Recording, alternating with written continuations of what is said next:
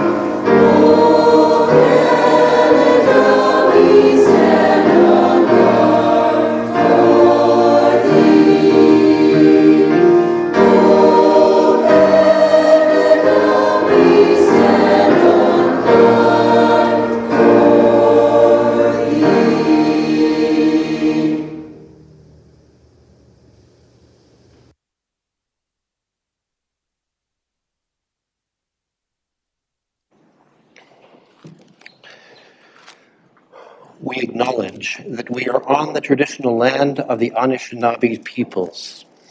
We wish to recognize the long history of Indigenous peoples in Canada and show our respect to them today. We recognize their stewardship of the land. May we all live with respect on this land and live in peace and friendship. Tonight's meeting is being streamed live on the Municipality of North Perth YouTube channel and will be available there after this meeting as an archived video. To those viewing this meeting via the YouTube channel, a warm welcome to you. To those present in the gallery today by attending a public meeting of the council, you are consenting to your image, voice, and comments being recorded. Anyone who is invited to speak will be recorded and their voice, image, and comments will form part of the live stream.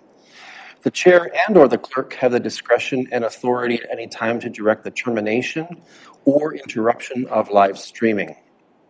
Such direction will only be given in exceptional circumstances when deemed relevant. Circumstances may include instances where the content of debate is considered misleading, defamatory, or potentially inappropriate to be published. Attendees are advised that they may be subject to legal action if their actions result in inappropriate or unacceptable behavior and/or comments. Thank you. At this time, I invite decorum over the course of the coming meeting. You can see all of us are in our chairs, and we're especially delighted to welcome Councillor Anstedt back. His recovery apparently is going well, and we're glad to have him in our presence tonight.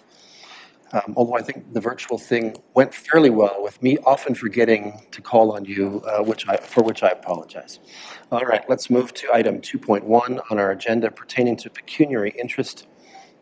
For the benefit of those unfamiliar with our council practices, provincial legislation requires councillors with a potential pecuniary or financial interest in any item at the council table to declare this interest and to remove her or himself from discussions and voting on the item. In accordance with recommended protocol at this time, I invite all councillors with a perceived pecuniary interest, including those who have already declared in writing, to verbally advise the chair in public session and to submit documentation to this effect in writing to the clerk.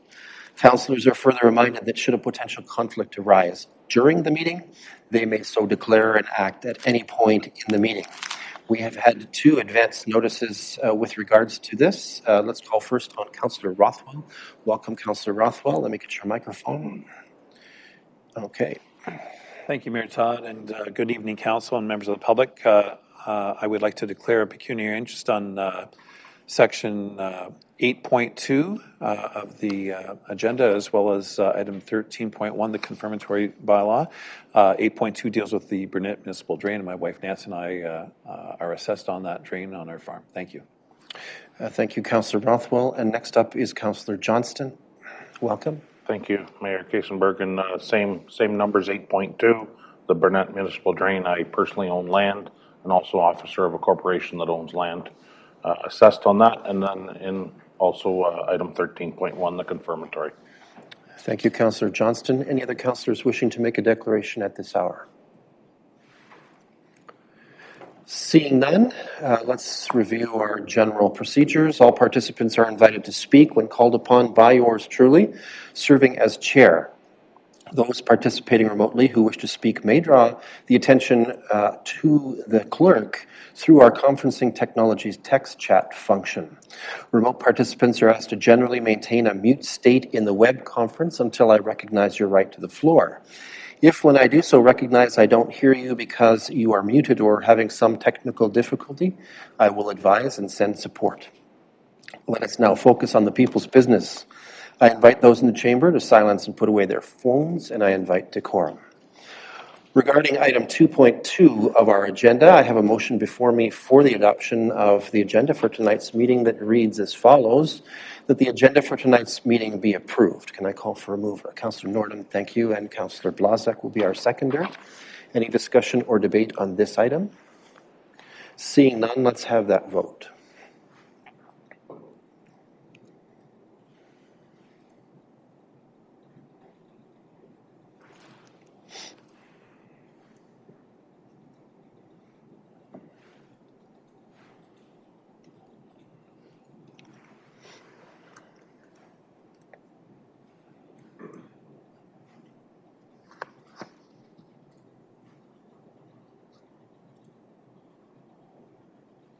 And that is carried. Thank you.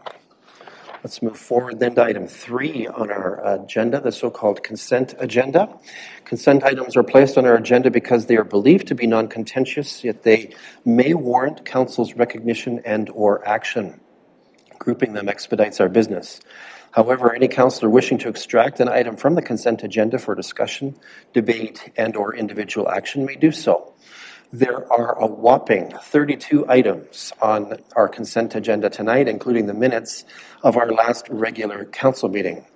Councillor Duncan and I conferred before the meeting, and we agreed that this was the largest either of us has ever seen. I note with interest that a number of other municipalities have been expressing support for this council's resolution related to school bus arm cameras. I think that's a good news story. But let's go beyond that. Councillors, is there anything that you'd like to extract here or any corrections to be made to the minutes? Councillor Rothwell.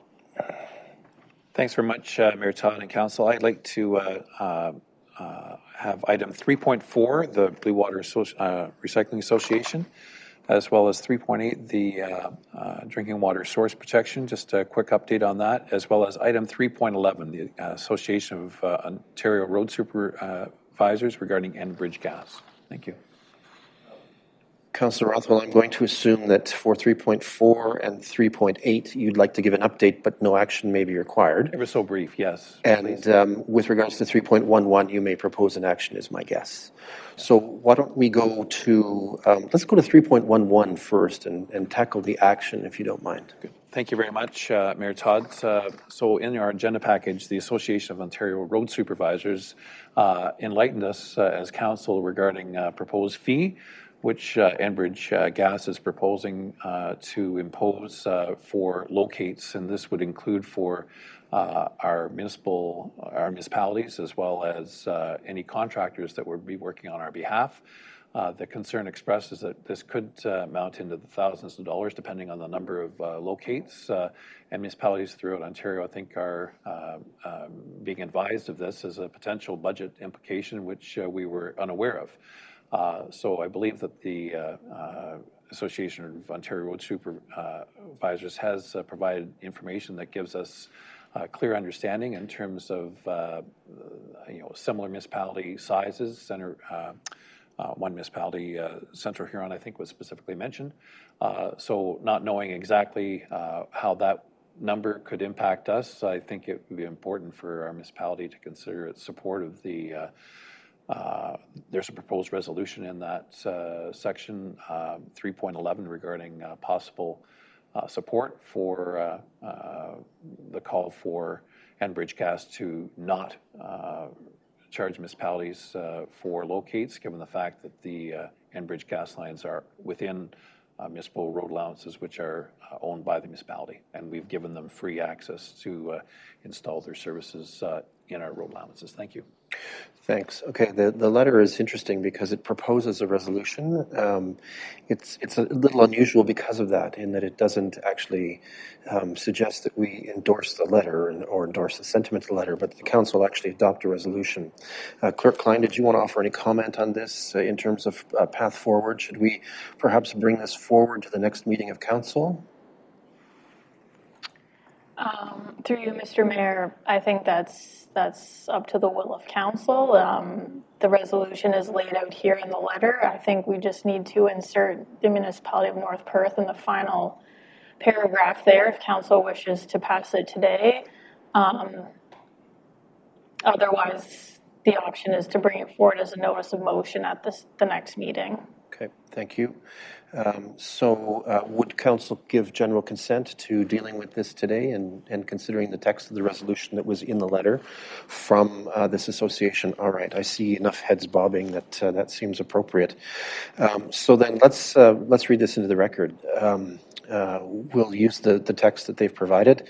Whereas Enbridge recently made an announcement of their intention to begin charging third-party contractors and other utilities $200 Canadian plus applicable taxes for utility locates where a field locate is required. And whereas third-party contractors include Ontario municipalities, and whereas these locate requests are only required as Ontario municipalities have allowed utilities to use municipal right-of-ways at no charge to the utilities. And whereas this announcement of new downloaded costs will negatively impact the budgets of Ontario municipalities, which are already burdened. And whereas if Enbridge is successful in implementing this new change, a precedence is set for other utility companies to also begin charging for locates. Therefore, be it resolved that the municipality of North Perth, the council of the municipality of North Perth, I think we should say, strongly opposes these utility locate costs being downloaded to Ontario municipalities by Enbridge Gas or other utilities, and that the province of Ontario Ministry of Public and Business Service Delivery make it clear that these costs must be borne by the utilities themselves, and that this decision be forwarded to the Minister of Public and Business Service Delivery, Khalid Rashid, Minister of Infrastructure, Kinga Surma, Minister of Energy, Todd Smith, Premier Doug Ford, MPP Matthew Ray, the Association of Ontario Road Supervisors, and the Association of Municipalities of Ontario. I assume, Councillor Rothwell, you're the mover here. Is that yes, fair? I will. Thank yes. you. And Councillor Nordholm will be our seconder on this one. Any discussion or debate? I'm not seeing any. I'm hoping that the clerk team has got us ready. Let's have a vote.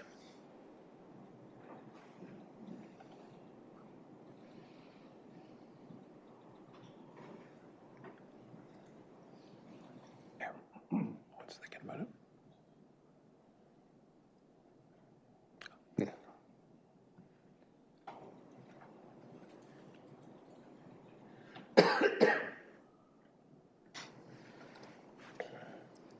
And that is carried. All right, so we've taken care of that piece of business. Councillor Rothwell, back to you for brief updates from BRA and from the Thanks very much, Mayor Todd and Council. Not to take too much time, as outlined on page 20 of our agenda package, as your representative on the Blue Water Recycling Association, there was a concern that the Association of Municipalities of Ontario has with the Circular Materials Ontario, which is the contractor that is working on behalf of the producers as we're getting ready for producer responsibility to pick up recyclables and to pay for those costs. Which is the first round is to start in July of this year. The municipality of North Perth would not be involved until the next year, 2024. However, although it's nice not to be on the leading edge sometimes, there are concerns that AMO has expressed through our group that's working with the conversion, and as outlined on page 20, the concern is that if there's not collaboration and cooperation, there is a greater potential for user dissatisfaction, and that deals with the fact that there could be a situation where garbage and recycling are not picked up on the same day. It could also entail that we would no longer be using our bin collection and so on. We could be going back to the open bins and so on, which expresses concern in terms of potential garbage and so on. So I won't go into further detail, but I just want to make sure this council is aware that there are some concerns that not just Blue Water Recycling has on this matter, but all municipalities of Ontario through AMO in dealing with the Circular Materials Ontario, the contractor on behalf of the producers. So we would hope that these matters can be resolved with involvement of the provincial governments, because it is important that there is or should be a seamless transition of this important role. So I just want to make sure this council is aware, as well as our members of the public. Thank you. Thanks, Councillor Rothwell. Did you want to speak to the source water protection drinking? Thanks very much, Mayor Todd. And again, I've been speaking a whole lot, but this will be the last part for now.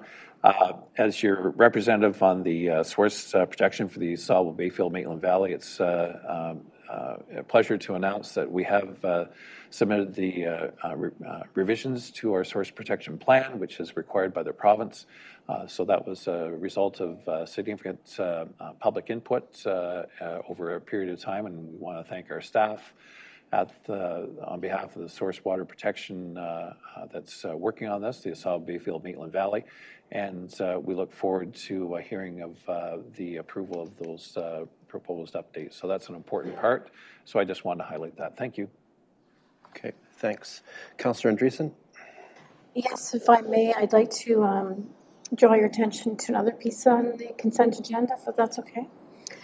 It's on item 3.2 regarding the update from Perth County.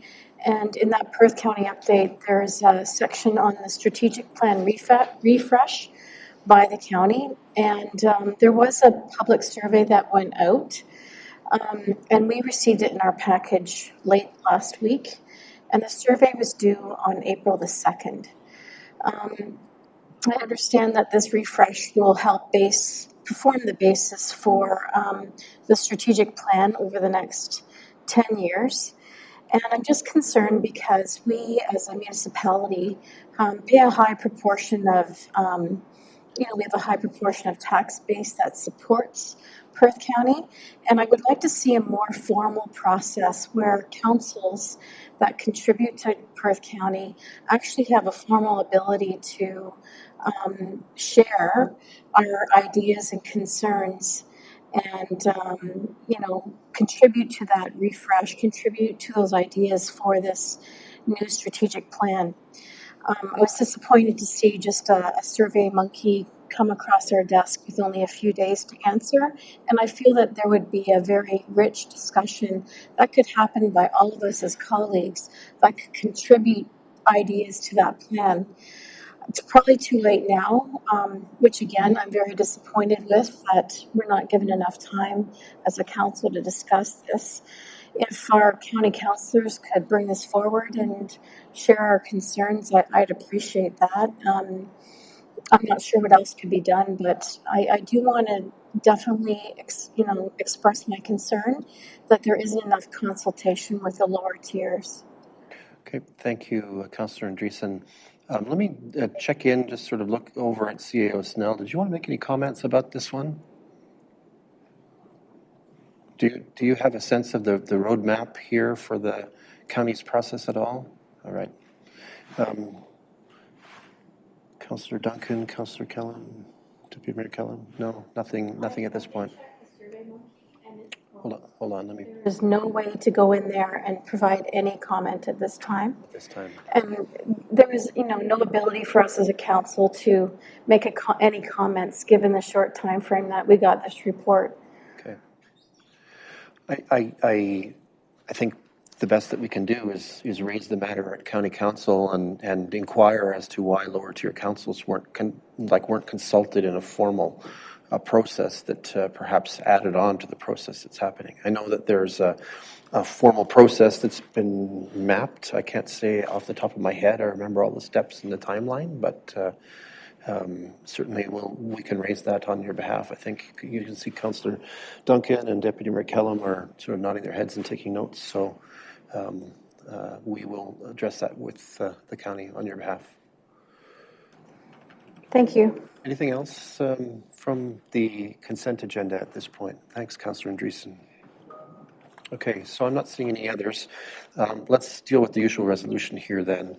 That consent items 3.1 to 3.32 be received for information and the minutes of the March 20th, 2023 regular council meeting be adopted. Can I call for a mover? Councillor Richardson, thank you. Councillor Anstedt is our seconder on this one. Any discussion or debate?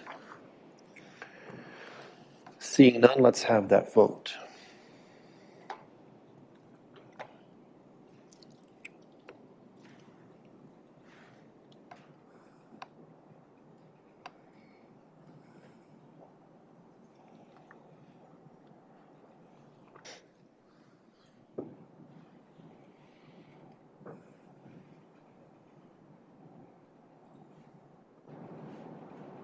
And that is carried. Thank you.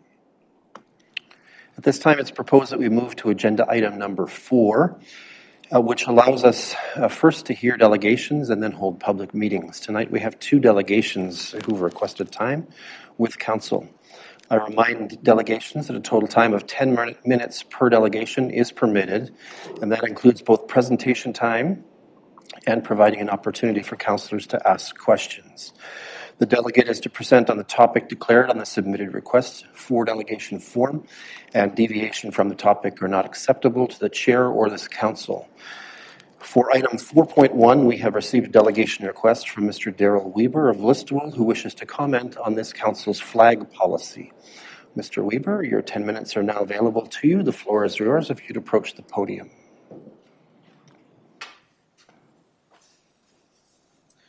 Good evening. I'm Daryl Weber, and I have a desire to drop all extra flag flying, drop the use of extra flags, because otherwise you're just going to have all kinds of requests to put their flags up.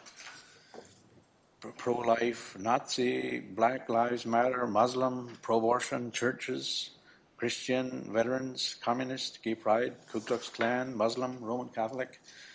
So to be undiscriminatory and inclusive, like by federal law we have, you're going to have to let them all in, or who want their flag flown or have a legal case in your hands. So please drop the flags. Be proactive and not reactive. Do you want peace or do you want hate? Keep it as the British flag and the Canadian flag and Ontario and North Perth flags, and no extra flags. If they want to fly gay pride flags, they can fly it on their own property. Plus, gay pride flag is a religious organization to help their wounded. Your policy says no religious organizations. Therefore, why are you allowing the religious organizations to fly here? Let me be proactive. Let's be proactive and drop all extra flying. And a takeaway here is keep the bylaw like from 20 years ago. Like, what is wrong with 20 years ago bylaw for flag flying? And if number 2 is if changing to Except flag, banner flying, what metrics determined by who or what group will determine them fit?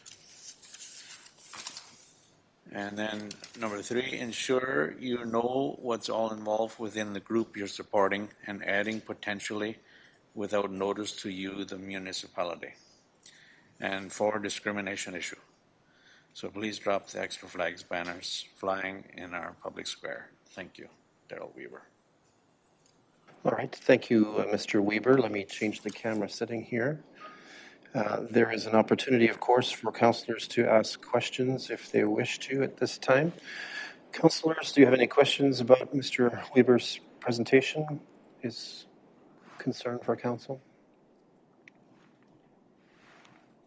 Okay, I'm not seeing any. Thank you, Mr. Weber, for your presentation.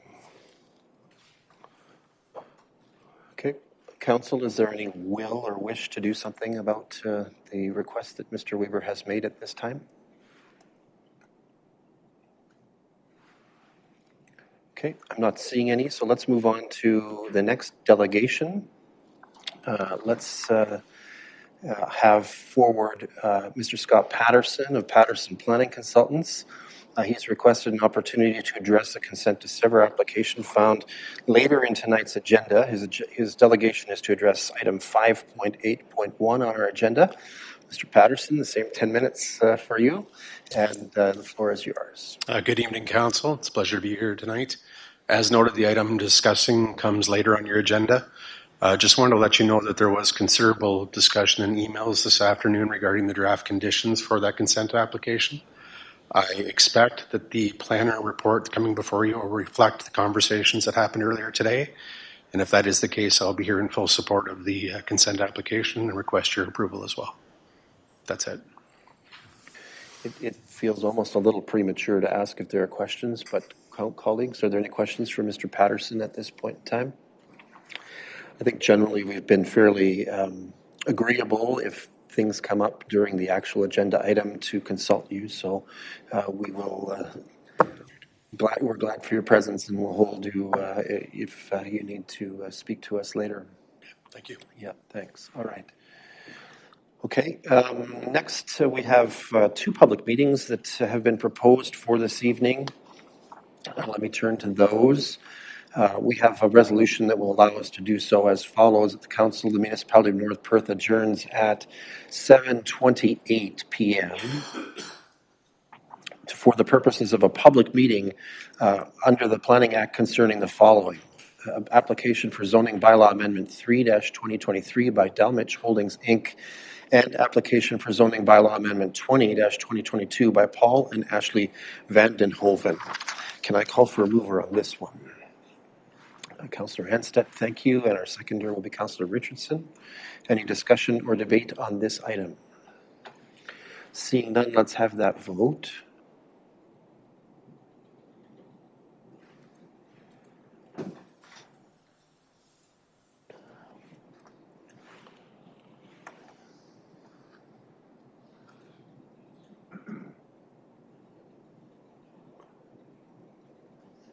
And that is carried. Thank you. This meeting is in recess for the purpose of holding now those public meetings. Let's begin. We have a public meeting under the Planning Act, and I welcome those who are attending pursuant to the Planning Act for a proposed amendment to the North Perth zoning bylaw. This is a statutory public meeting to deal with an application for a zoning bylaw amendment number 3-2023 by Delmich Holdings, Inc., affecting property described as Part Block 63, Plan 44M84, Lot 17 and 16, Plan 255, Atwood, Elma Ward, Municipality of North Perth. Correspondence, reports, and comments received regarding this application will be considered by Council. Those in attendance remotely wishing to make comments concerning this application will be given the opportunity to do so. Anyone wishing to appeal Council's decision in this matter must make verbal submissions during this public meeting or have made a written submission already to Council. Those wishing to receive notice of the decision regarding this application must notify the clerk via email or telephone, giving their mailing address and telephone number. At this time, I'm going to call for a summary of the application. This will be offered by Jerica Gilbert, planner for the County of Perth. Jerica, the floor is yours. Thank you very much, Mayor and Council, for giving me the privilege to present this file to you tonight and to members of the public possibly in attendance. So this is zoning bylaw amendment 3-2023. The applicants are Dalmich Holdings. This is a very familiar subdivision since there's been a few changes to the plan over the past year. Essentially, what we're considering tonight is amending the holding provisions for Phase 2. Now, holding provisions under a zoning and bylaw are basically temporary measures applied right through the bylaw that basically say that there's certain conditions that need to be met before development. In this case, there is already an existing hold over Stage 2. And it's basically a general catch-all in concerns with securities. The developer would like to move forward developing part of Phase 2. However, as was contemplated at County Council in August of last year, the Ministry of Transportation expressed some concerns with the traffic impact study that there has to be a left-hand turning lane at the corner of Monument Road and Highway 23, or Road 164, prior to there being more than 108 units. So right now in Phase 1, there was 75 units developed. Phase 2 is contemplating 48 units. So by applying for this holding provision, what we're essentially, the applicant is contemplating is a hold will be placed over the areas in red and blue that relates to the Ministry of Transportation conditions.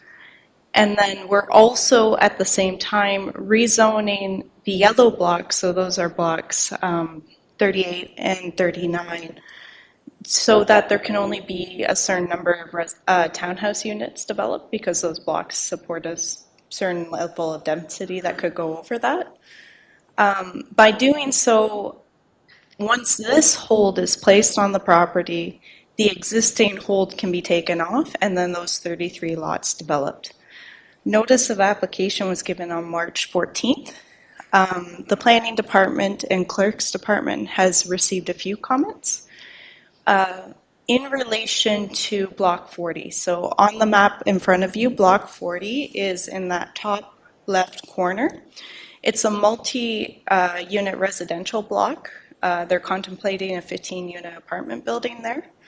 The hold is going over it, and there is no development proposed at this time. And when that block goes to be developed, because it's over 10 units, it will trigger site plan. But that's basically the information that was conveyed to the members of the public, and I personally didn't receive any follow-up comments, but I wanted to mention that here tonight. So if there are any questions, I'm happy to answer them, and yes, that's it for me at this point in time. All right, thank you, Planner Gilbert. I just want to check in. You've indicated that you did receive some correspondence. Did you want to summarize that for us? Yes, so basically they were asking about the state of Block 40 of the multi-residential block.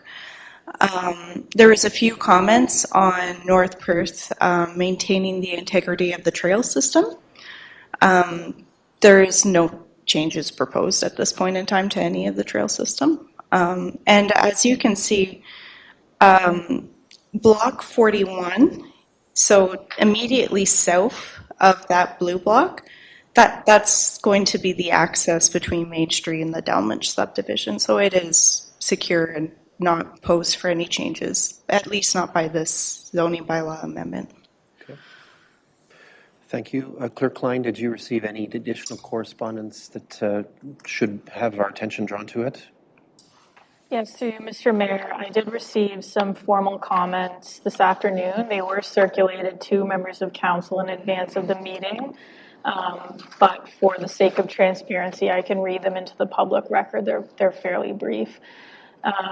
So I received some comments from Tracy Gibson, and her comments are as follows. I have a couple questions concerning this proposed amendment to start phase 2.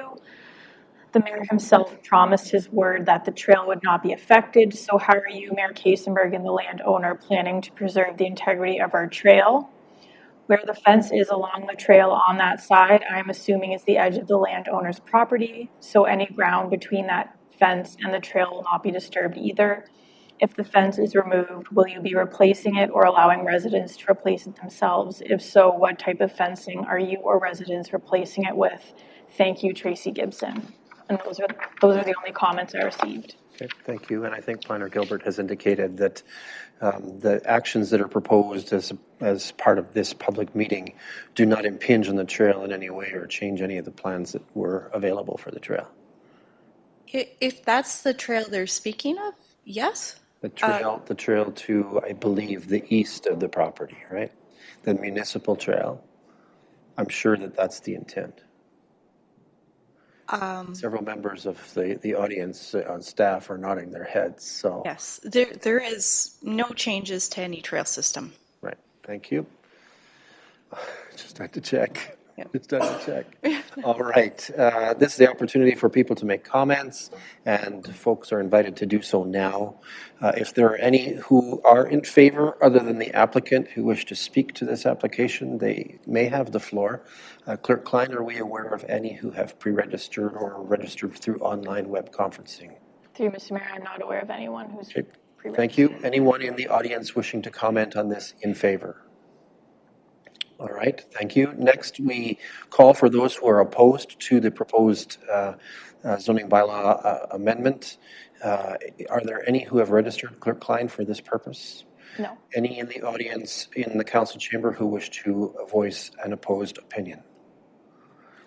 All right, next is the opportunity for the applicant or the applicant's agent to comment. Anyone in attendance or give an indication that they wish to do so? All right, we don't believe we have those with us, according to the clerk. So this is the opportunity for council to ask questions. Councillors, do you have any questions about this application? Councillor Johnston first, thank you. Thank you, Mayor Kasenberg. So Jerica, they'd be able to, with the holding zone, I just want to make sure I'm clear, they'd be able to get 33 building permits for 33 residential units, but the 34th, we would not issue till that holding zone is lifted, right? Till they satisfy MTO. Yes, through you, Mayor. Yes, you're correct. So a holding, the way a holding provision works, so it goes after the R4, and it just signals to the building department that this lot can't be developed into the hold. The applicants have to apply to have it removed with the conditions met. Okay, thank you. Thank you, Councillor Johnston. Anyone else with questions or comments about this application? Councillor Rothwell is next. Thank you, Mayor Todd. And thank you, Jerica, for the report. I presume the applicant's agent didn't speak or wasn't here to speak on that matter, but in your discussions, I presume the applicant is satisfied with the proposed bylaw? Yes. Good, thanks very much. We look forward to seeing that. Go ahead. Okay, thank you. Anyone else?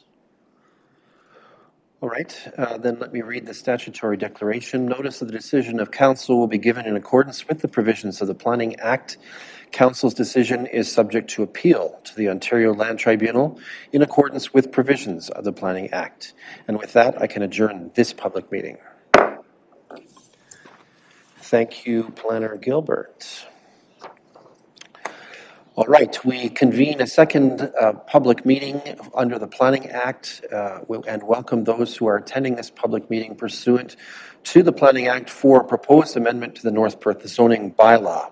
This is a statutory public meeting to deal with an application for zoning bylaw amendment number 2022 by Paul and Ashley Vanden Hoven, affecting property described as Part Park Lot 5, Plan 290, Part 3, Plan 44R 5724, 1030 Walton Avenue North, Wallace Ward, Municipality of North Perth.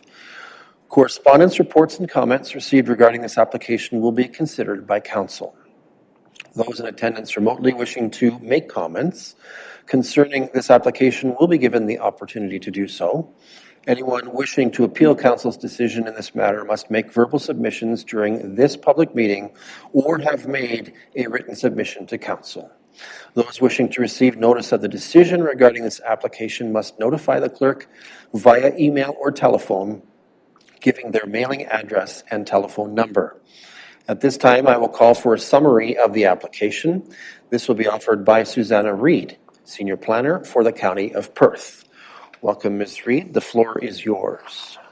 Thank you very much, Mayor Kaysenberg, and good evening, Council. This is a zoning bylaw amendment, as the Mayor has mentioned, and the application is on 1030 Walton Ave, and you can see the star on the screen now shows the location of the property.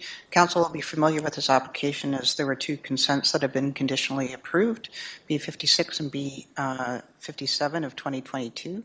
So those consent applications are have been approved to subdivide an existing 1.8 acre parcel into 4 lots. There's one house on the property now, and those two consent applications are to create 4 parcels.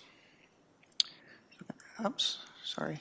So this is an air photo showing the existing property at 1030 Walton Avenue, and it is currently zoned rural residential in the North Perth zoning bylaw. So the zoning bylaw amendment application is to change the zoning on that lot from RR rural residential to R1 residential 1. This is existing residents on the property. These are the 2 severance applications, as I mentioned, B56 and B57 in 2022. So you can see the 4 lots that are proposed to be created. And the next slide here is the Schedule A and the zoning bylaw amendment, which proposes to change the zoning from RR to R1. So the zoning on the property has been reviewed, and the 4 lots as proposed to or has been conditionally approved, conform with the R1 zoning bylaw. This is a public meeting to hear comments from the public, provided there are no concerns raised. We haven't received any correspondence to date. The planning department is recommending that the application be approved. All right. Thank you, Ms. Reid. Let me just check in. You've indicated no correspondence. Let me redirect to Clerk Klein. Any correspondence received through your office pertaining to this application? Through you, Mr. Mayor, I have not received any correspondence. All right. Thank you. Let's give opportunity then to those who wish to make comments. Usual order. First, we call on those who are in favor other than the applicant, if there are any. Clerk Klein, are you aware of any who have expressed an intention to that end? I'm not aware, no. Are there any present who wish to make comment in favor? Seeing none. Next is those who are opposed to this application. Clerk Klein, are you aware of any who have indicated ahead of this meeting that intention? I'm not, no. Thank you. Those in the gallery, any of you wish to speak in opposition to this application? Okay, I'm not seeing that. This is the opportunity for the applicant or the applicant's agent to participate and speak on behalf of this application. Do we have an expression of interest in that? All right, Mr. Patterson approaches. Mr. Patterson, welcome. Good evening, Council. Here in full support of the staff report and recommendation. I'd like to thank Planner Reid for her efforts in the staff report. Any questions or concerns, I'd be happy to answer them. All right, thank you, Mr. Patterson. Let's turn then to the questions of this council. Colleagues, do you have any questions you'd like to ask of the planner or Mr. Patterson, who's here on behalf of the applicant? I am not seeing any indication of that. Thank you. Notice then of the decision of Council will be given in accordance with the provisions of the Planning Act. Council's decision is subject to appeal to the Ontario Land Tribunal in accordance with provisions of the Planning Act. And with that, I can adjourn this public meeting. All right. We have a resolution actually to that effect, I see. Let's do that. That the public meeting under the Planning Act is now adjourned at 7:45 p.m. and that council reconvenes into regular open council. Moved by Councillor Johnston, who's nodding his head vigorously, seconded by Councillor Rothwell. Thank you. Any discussion or debate? Seeing none, let's have that vote.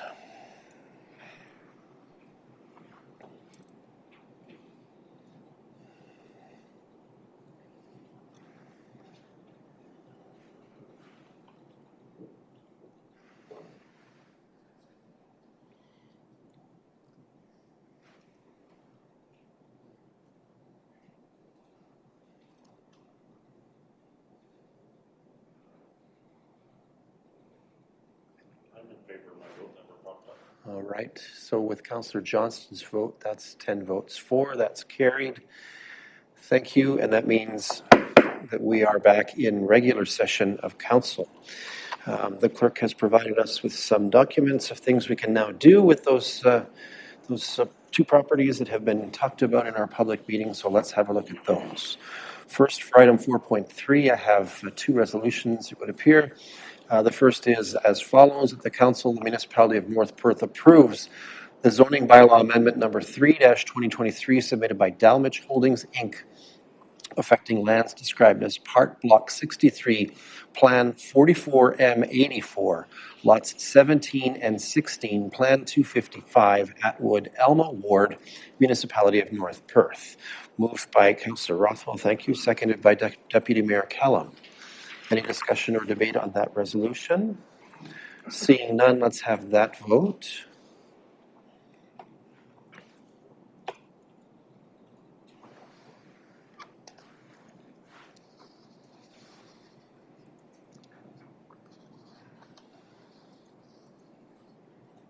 And that is carried. Looks like Councillor Johnson was let back on the ice. That's good. Next resolution as follows, that bylaw number 32-2023 being a bylaw to amend bylaw number 6-ZB-1999 as amended, be introduced, read, and considered read a first, second, and third time and be finally passed, and that said bylaw be signed by the mayor and the clerk and sealed with the seal of the corporation. Councillor Andreessen will move. Councillor Blazek is our seconder. Thank you. Any discussion or debate on this one? Seeing none, let's have that vote.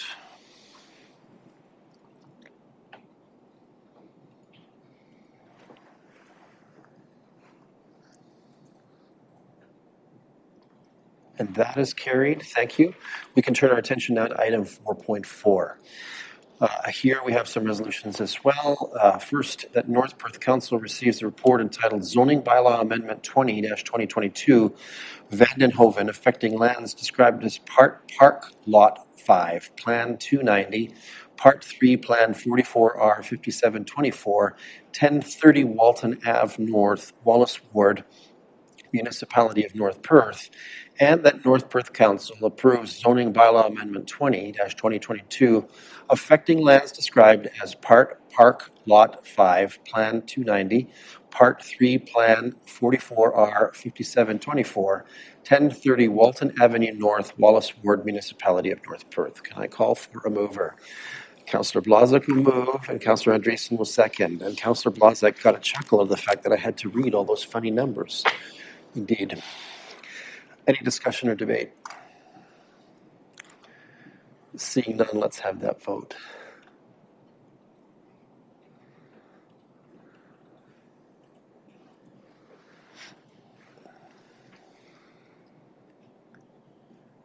And that is carried.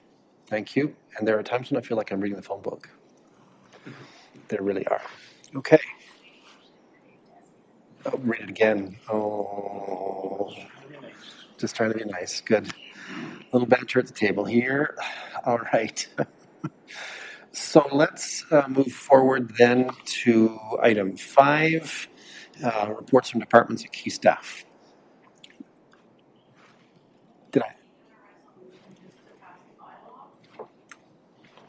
Did I not do that one? Okay, I can do that. All right, I do have another resolution. Good to know. That bylaw number 34-2023, being a bylaw to amend bylaw number 6-ZB-1999 as amended, be introduced, read, and considered read for second and third time, and be finally passed, and the said bylaw be signed by the mayor and the clerk and sealed with the seal of the corporation. Councillor Duncan wants in on this action. Councillor Anstett will be our seconder. Any discussion or debate? All right, let's have that vote.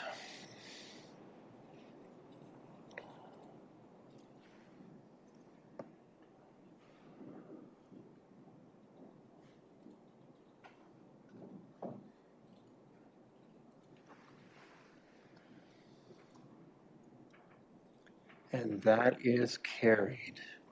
Piers eScribe is just a little stuttery tonight, if that makes any sense.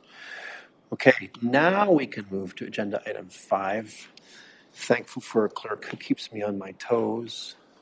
And tonight we have no reports from the CAO's department as item 5.1. Next up would be item 5.2, which is report from strategic initiatives. Again, no report there. We have no reports under item 5.3 from corporate services. That means we can move to item 5.4 on our agenda, reports from the manager of programs. As item 5.4.1, the manager of programs has brought forward a business plan for the Galbraith Conservation Area, along with various bits of news about community supports that have been lined up to move that project forward. Ms. Gangle is recommending that North Perth advances an expression of interest to lease the camp from the Maitland Valley Conservation Authority. And I'll call on Ms. Gangle, our manager of programs, to explain where we are. Welcome. Let me get the camera, the mics, and all that stuff set up for you here. Thank you, Mayor and members of Council. Per Council's direction, staff reached out to neighbouring municipalities, funding agencies, and private donors to assess if there's a funding investment interest in the Galbraith Conservation Area project. Of the 6 responses we received, many expressed interest in supporting it, with Perth County providing financial support for 1 year. We also received a confirmation from a private citizen, as well as from a local service club. Due to recent staff changes at the school board, we were unable to receive a response from them at this time.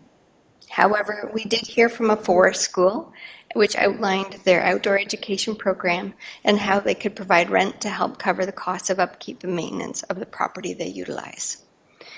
Though this project will need attention to oversee maintenance and operations of the property, staff are motivated and eager to work on it and feel the rewards of the learning opportunities and lead experiences for the children and youth of our community are worth it. With the knowledge of the existing support, staff would like to explore the option of signing a lease with the Maitland Valley Conservation Authority for the Galbraith Conservation Area project. I'm open to answer any questions. All right. Thank you, Ms. Gangle. Council, any questions, comments? Let's go first to Councillor Andreessen, and I think... Thank you, Ms. Gangle, for your report. I know you've been working hard on this project. In your report, you identified some threats, some concerns, and just wondering if you can perhaps outline what could be done to address those threats. One of them was finances, one of them was staffing, volunteer support, staff capacity. Knowing that we are, it's hard to kind of recruit new employees, and perhaps recruiting could be a problem for this. Just wondering what your thoughts are in terms of addressing some of those threats and concerns. Thank you, through you, Mayor. On page 9 at the bottom of the SWOT analysis, I've identified some solutions that connect up with the strengths, opportunities, threats and weaknesses. So just putting some thought around those. So definitely that piece. For sure, capacity is a concern. However, the appeal of an outdoor conservation area is a really strong one for youth. We would like to reach out to our local universities and colleges. We think that there's some environmental students who might be very interested in that, and we feel that might be a good draw for them to come to our area. The other is, just like all of our programs, we'll work with the capacity that we have. So it could look like if we don't have a lot of capacity for many of our programs, then perhaps we will only offer 2 weeks of a program for that period of time. And then as it builds, then we can build more. For partnerships for ourselves, for our own camps, perhaps it's a bus trip just to go and enjoy that environment for right now. So the flexibility to work with what our capacity has, but the appeal of it to be a potential employment opportunity is something that we can't ignore. Thank you. Councillor Rothwell's next.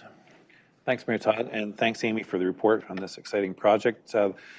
2 questions. First, we mentioned the Avalon District School Board. Has there been outreach to the Huron-Perth Catholic School Board as well? Yeah, correct. Good. So based on the business plan, there's some significant dollars that they're looking at putting, are on paper anyways. So they're important contributors. So that's great that you've had the conversations, or will be. And then the last question is specifically the lease. Is it we're looking at? Is it a 1-year lease, or what's the term of the lease? So that is where we will discuss with Mainland Valley of what options are. Certainly what council's wish, we will respect that. If we want to go annually, we can do that. We can do a 5-year with an exit clause. We have some flexibility. Part of that agreement is where council's comfortable with and Mainland Valley is comfortable with. Thanks very much for the answer, Amy. I note just on page 10 of the business plan, page 152, we're looking at sort of 2025 would be the phase 4, the reestablishing summer camp program. So presumably we'd be looking at least at a 2-year lease at a minimum. If we are going to move forward with the exit clause, I would think would be appropriate to look at. But I'll leave that to the project team. Thank you. Okay, anyone else with questions or comments at this point? Councillor Nordham? Thanks through you, Mayor Todd, and thanks for your report, Amy. Can you speak a little bit to the infrastructure on the site? I just see maintenance costs are a weakness, and I'm just kind of curious how, what the buildings are looking like.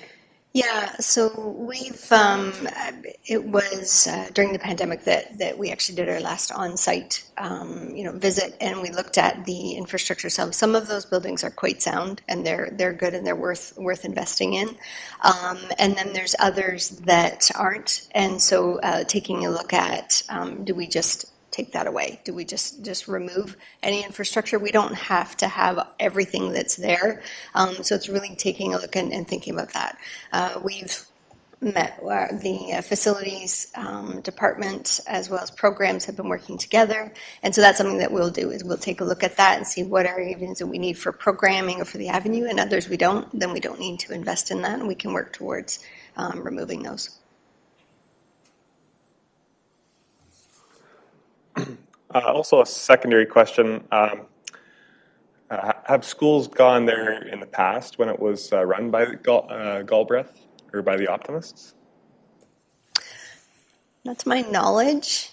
If anyone else can fill it, okay, I've got a counselor that's nodding. So I know that the Optimist clubs, the whole surrounding area of Ontario, work together to be able to offer successful programs.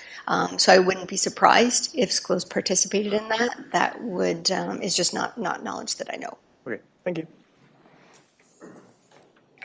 Thanks. I think there's also a sort of a heightened interest in outdoor education, which is being executed at LDSS. So certainly, if that isn't an opportunity, it sounds like one. All right, anyone else with comments or questions at this point? Okay, I have a resolution then for consideration as follows, that the Council of the Municipality of North Perth receives the proposed business plan for Galbraith Conservation Area and that staff send an expression of interest to the Maitland Valley Conservation Authority to lease the Galbraith Conservation Area. Moved by Councillor Richardson, thank you. Seconded by Councillor Duncan. Any discussion or debate? I'm not seeing any, so let's have that vote.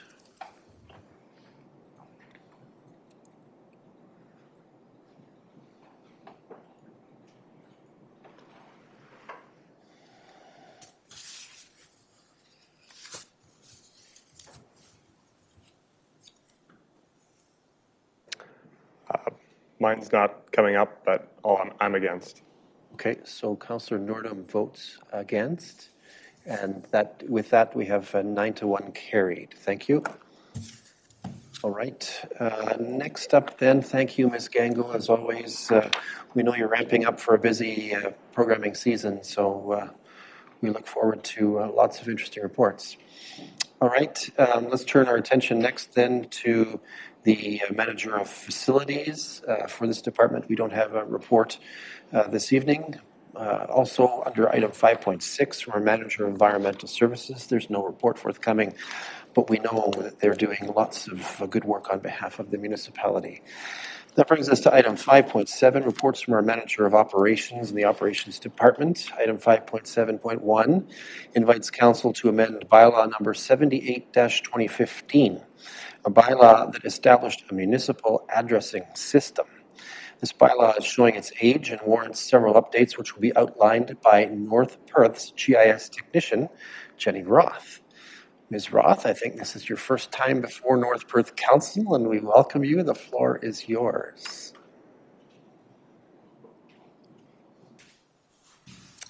Thank you, Mayor Kiesenberg and Council. So this report will focus on the amendments made to bylaw 78-2015, which is our current municipal addressing bylaw. So the existing bylaw requires a few changes in order to properly manage urban and rural addressing, especially in the areas adjacent to Listowel, which are currently experiencing new growth. One important area for change is the dual addressing system that is currently used in a handful of rural urban fringe areas across North Perth. For example, the group of houses on the far end of Walton Avenue North currently reside outside of the Listowel boundary. So when these homes were built and assigned an address many years ago, they were considered rural properties and were given a 911 number based off the Wallace Ward addressing system. Due to their close proximity to Listowel, it was also required that they were given an urban address based off the Listowel Ward addressing system so that Listowel mail couriers could deliver to these homes. This means that these homes now have two addresses. So the one rural address with a 911 number at the end of their driveway, as well as an urban mailing address posted onto their home. This dual addressing system has since caused confusion for the residents and delivery services. Allowing for the one Listowel address to act as the mailing address and legal address will help resolve this confusion. The Perth County Planning and GIS Department, as well as the North Perth Fire Department, have asked for change to this dual addressing system and have showed support for the use of just one address at these properties. It is essential that addresses for each property are accurate and concise to ensure that EMS response can quickly locate houses throughout town. The anticipation of new development in the north of Walton has compelled us to make these alterations in the bylaw so the expected new homes do not have to endure the confusion and inconvenience of having two addresses. This dual addressing system is used for a few other locations across North Perth. So the new rules on the addressing for these areas are outlined in Section 3 of the bylaw. We plan on changing the addresses at these other locations as new development proceeds or when the municipality deems appropriate.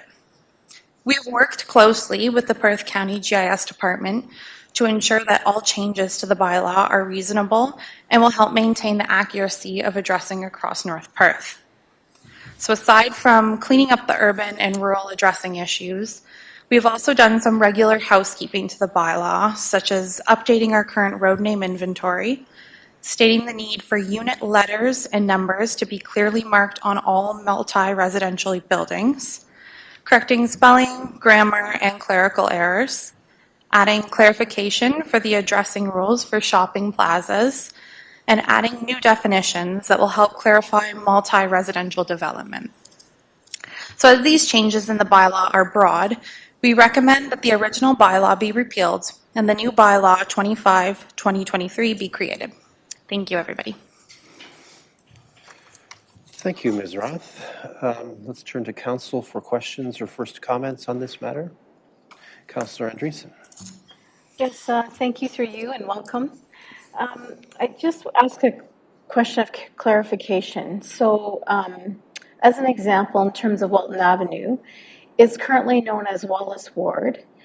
And I think it's great that we fix this double address problem. I totally support that. I'm just wondering, will those residents change wards or will they remain in the Wallace ward? Just wondering if we could have some clarification on that. Sure. I think the clerk is sort of smiling and waving her hand, so she might have the answer to this.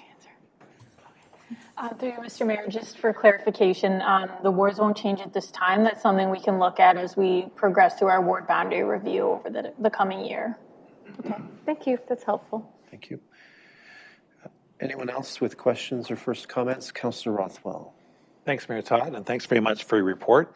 I just wonder if you could just explain to me on it's page 38 of the bylaw.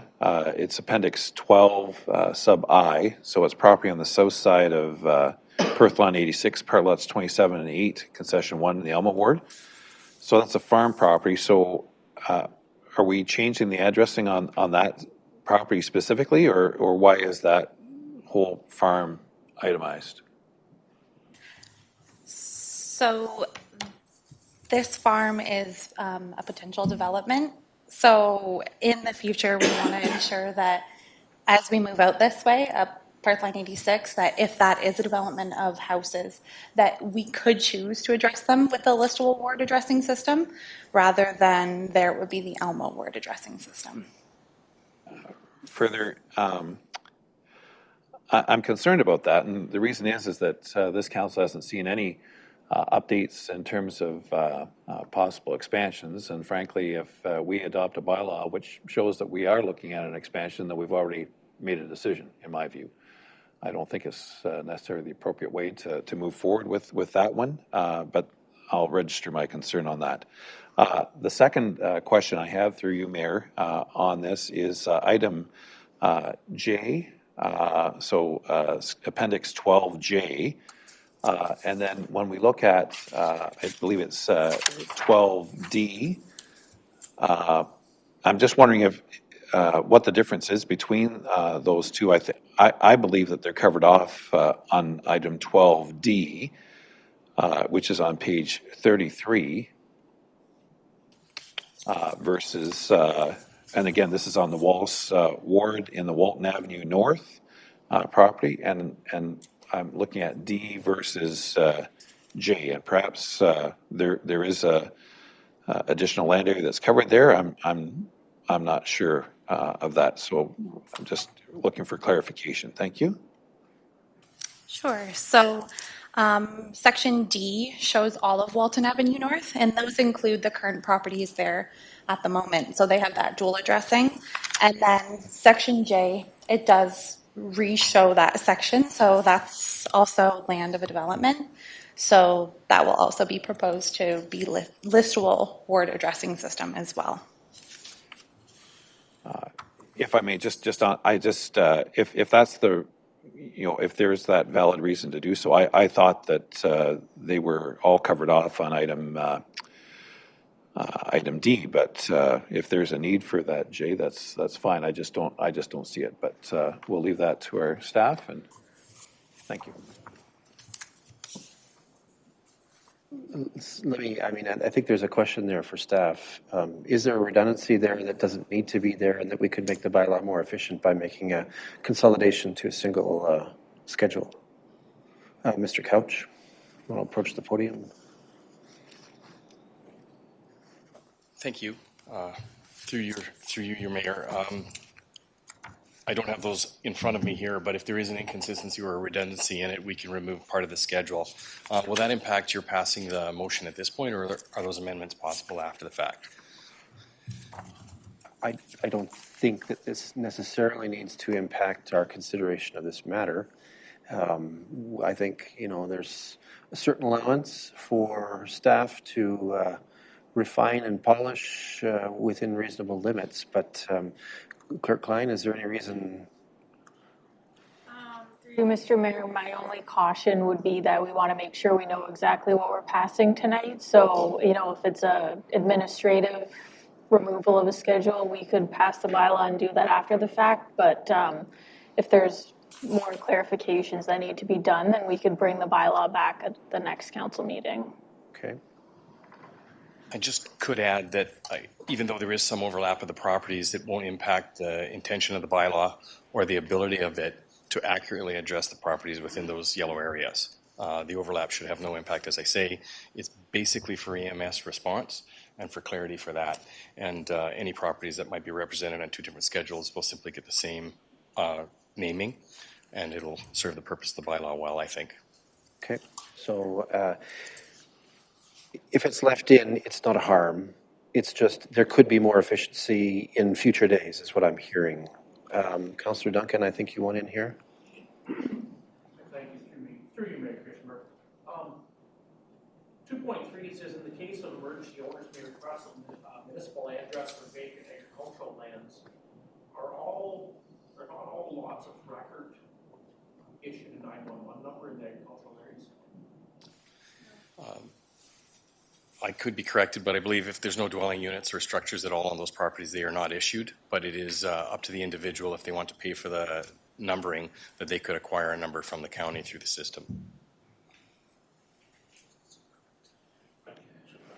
Staff seems to generally approve that. Councillor Johnston says he has some information that might bear. Yes, we have farms that don't have, they're bare hundreds, and we don't have 911 numbers on those farms. You have to ask to get a sign. Should we be addressing that? So I think, hold on now, I think Councillor Duncan, you might be taking us down a rabbit hole. But I think he's raising an interesting point, which is, the issue of broad coverage and appropriate coverage of 911 services to all areas of the municipality. Someone out in one of those hundreds might have a heart attack or something, and that could pose some challenge to finding someone, I would assume. So perhaps that could be addressed. CAO Snell is smiling benignly, so it seems like he has something to say about this one. Go ahead. So this would be a county policy regarding the 911 addressing. And I'm going by memory here because it was the last term of council. We can bring back the information for this council, but I believe this council made a request that all farmland be addressed, and the county, if I recall correctly, maintain their current policy status. So we could make that request again as a new term of council. But that would certainly have to be a decision made by county council. Let me suggest then, just in the interests of the sort of vague concerns that we're raising, that perhaps at the next meeting of council you can refresh our memories about this and propose a course of action for us, if that's all right. Council, you sort of agreeable to seeing that matter come forward in this term? Okay, so general consensus. Do you want direction? No, it seems like a pretty straightforward matter. Okay. All right, are there any other questions or comments? Maybe I'm just going to ask the question because it's sort of hinted at in some of the questions earlier. Is there an urgency to this? Like, do you want this done quickly because there's something that is about to catch on fire? Not a real urgency, but these developments are underway, and as you saw earlier tonight, some of them are in front of council in terms of development, so we can address the addressing issue with them as they make their application right now, yes. Okay, so it's about efficiency to some degree. All right, thank you. That's what I wanted to know. Any other questions or first comments before we consider a resolution? Ms. Roth, I just want to check on, and Clerk Klein, procedurally, you said you want to repeal the previous bylaw and replace it with this one. Do we need to use that language in any way, shape, or form? Maybe that's a Clerk Klein question. Through you, Mr. Mayor, there's a clause in the new bylaw stating that, once we pass the new bylaw, the old bylaw will be repealed. So I don't think a separate motion or anything is necessary. Okay, thank you for clarifying that procedure. All right. Anything further? All right, I have a resolution for our consideration then as follows. Bylaw number 25-2023, being a bylaw to establish a municipal addressing system, including a policy for the numbering of the building and lots along highways and for fixing numbers to buildings, property identification and street identification, and a road naming policy for the municipality of North Perth be introduced, read, and considered read a first, second, and third time, and be finally passed, and that the said bylaw be signed by the mayor and the clerk and sealed with the seal of the corporation. Can I call for a mover? Councillor Johnston and Councillor Richardson will be our seconder.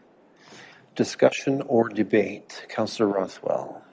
Thanks very much, Mayor Todd. And as I said in my question earlier, I am concerned regarding the inclusion of the schedule, which has a property that's outside of the current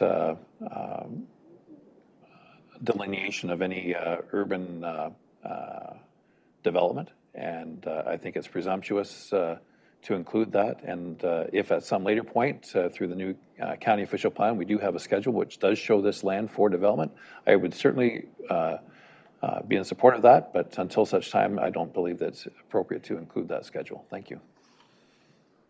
Did you wish to propose an action?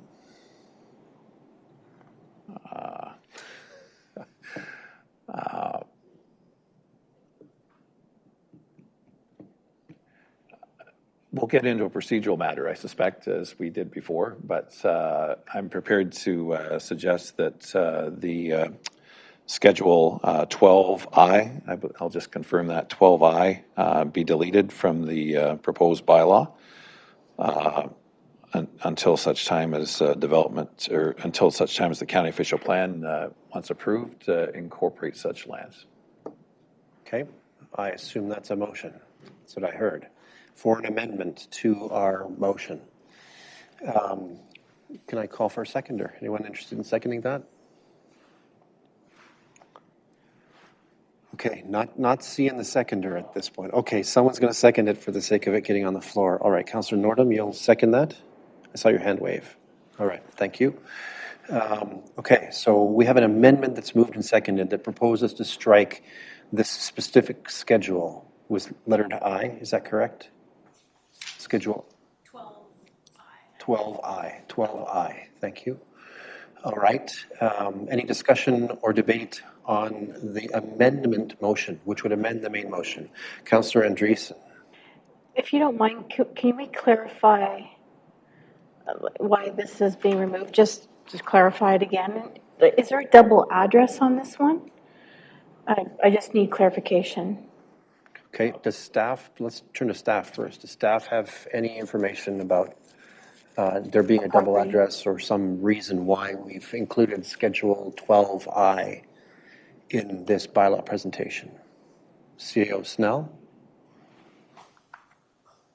So there's actually a couple of pieces of property that we suspect will be developed in the future. I'm not saying when, but actually, I would suggest we should look at Appendix B as well if we're going to remove I, which is the actual land around the school and the arena, because 2 as well has no official planning status as of right now. So we can certainly bring these back in pieces as we do expand, or we can look at them now, how we would address them once there is growth or expansion. I don't suspect, and I could be wrong, but I don't suspect developing an addressing policy gives any planning approval on the development of the land. Okay. Councillor Andreessen, you had anything further there? clearer now Okay, of thank why you. we're removing it. Thank you. All right. So what I heard there was that if this amendment moves forward, it's on the floor, there might be more to it than just 12I, that there's some other text in the bylaw that might also need a little bit of fixing. That's what I'm hearing. Is that correct, CAO Snell? Would you just confirm that with a nod of your head, or? 12B. That would be, if we follow the same logic. Okay. Okay. So how should we proceed? We have an amendment on the floor. Councillor Rothwell?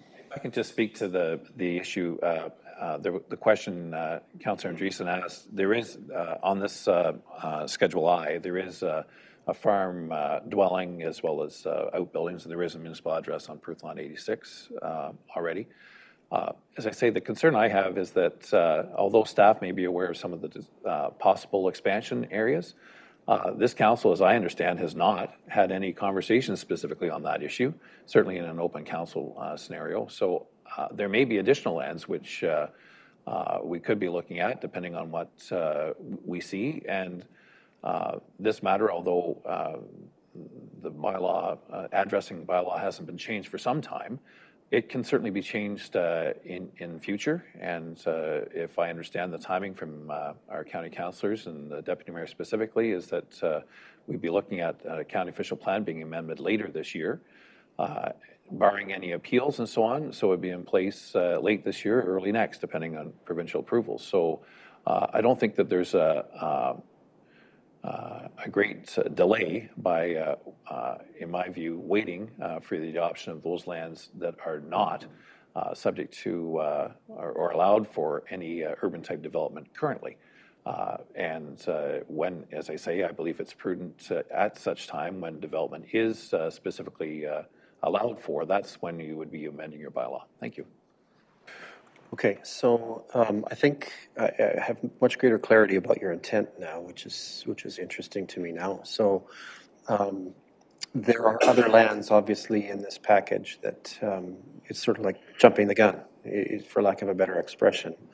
And your concern is, why would we do that at this point? Why don't we wait out the official plan process and deal with the zoning bylaw revisions, whether it's included in an entirely new zoning bylaw or whether it comes up by amendment at that point in time? Is that fair? Fair enough. Okay, so if that's the case, then the amendment does narrowly sort of point at 12I, but perhaps the intent is broader than that, and that's to remove all references to lands that are not currently approved by official plan. Is it the way to look at it? Correct. Yeah, Okay. I didn't go in doing an exhaustive research, but I mean, certainly item I came to mind specifically. So those instructions, I assume, can be given in that way. Let me just check in with CAO Snell or Mr. Couch on this one. And Mr. Couch is raising his hand, so go ahead, Mr. Couch. Thank you, Mayor Kiesenberg. Yeah, we do share that debatable topic in terms of, where you lay your boundaries on this issue. Walton North was the perfect and good example of what is, very much a part of the listable boundary in that buffer zone area. And because of that, it's included, although it's outside of the list award boundary, it makes good sense for it to be renumbered for clarity.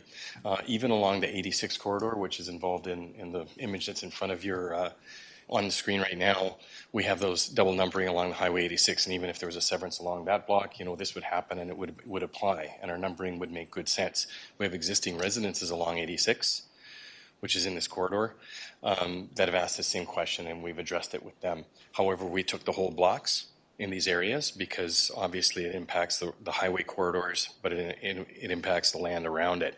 It in no way did anything more than try and clarify the addressing for these general areas, not only for now, but for the future. And as well as we can amend the bylaws, and as much as we might keep on top of them, it's been decades since the last one was amended, and it was a great opportunity for an overall house cleaning. So it makes really good sense as you're around the buffers of Bristol proper, and it may make less sense outside of it, but it's hard to cut it off. and not include those larger areas of land. And that's why they're there now. And literally, it could sit in the bylaw for 3 decades like the last one. But I think it's helpful to have them in now, even if there is only a single property that were to develop in the near future that's adjacent to existing streets. We would have a clear method of numbering it, and it would be good with 911. And that was a debate. It was a debate, and I have to offer that back with the county as to where we put our limits. But the limits are in front of you today for those reasons, just for clear addressing, especially along those highway corridors. It may not impact the property that's in front of you right now, but it'll impact the roadways. Okay. I think maybe we should bring this amendment to a vote and make a decision about whether there's an intent to be more narrow about including those revisions now or not. That way we'll get clarity at least about where to move forward with regards to the main resolution. So the amendment, Ms. Klein, do you have that? Want to read that back to us? Okay, hold on. Let's do that. Councillor Blazek wishes to ask a question. So the farm dwelling that is part of 12I that Councillor Rothwell was discussing, would that then lose its 911 number, the current farm dwelling that's there, and get a listable address? Anyone know? CAO Snell, looks like you're tentatively raising your hand. So I think we're getting a little hung up on the Section 3 of the bylaw states, and it's how we're looking at addressing the proposed and current development adjacent to a listable ward. And it starts off by saying the municipal addresses will change or will be addressed as development proceeds or as boundaries expands. And any new properties will be addressed as follows. So the existing properties would stay the way they are unless there's a problem with their double addressing, as explained by Jenny. And we would just, this is how we would move forward when these properties or if these properties change in the future. Okay, did that help, Councillor Blazek? Yes. Okay, thanks. Clerk Klein, where are we? Through Mr. Mayor, so there's currently an amendment on the floor, for what I understand, that states that Schedule 12I be deleted from the bylaw until such time as the county official plan be updated. Okay. I think we should test that proposition. I think it's fair to move this to a vote. So an amendment to the original motion that would strike 12I. If we like that one, then there might be more that we have to think about. If we don't like that one, then we can go back to the original motion, right? Okay, let's have that vote.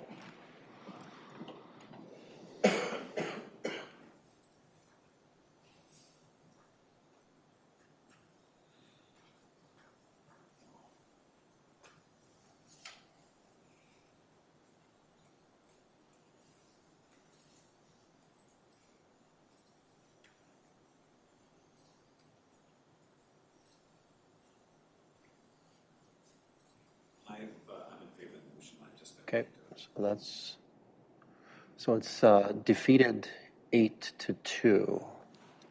All right, so that means we're back to the original resolution, which proposes adoption of the bylaw as presented to council by Ms. Roth and team. Any further discussion or debate on this one? All right, seeing none, let's have that vote.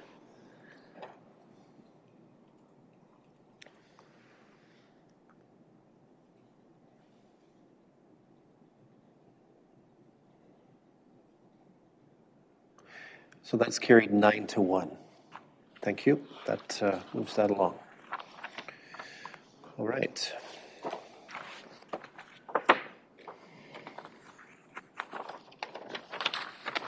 Okay, we're going to move forward next to item 5.8, reports from the Manager of Development and Protective Services and that department. As item 5.8.1, Council is invited to recommend the approval to the County of Perth Land Division Committee or its designated an application requesting consent to sever lands in the Wallace Ward of the Municipality of North Perth, owned by parties Courtney and represented by Patterson Planning Consultants. County of Perth Planner Jerica Gilbert, who works on North Perth files, is with us to provide an overview and recommendation on this one. Welcome again, Planner Gilbert. Thank you, Mayor and Council, and I'm glad to present my colleagues' work tonight. So this is consent B01-23.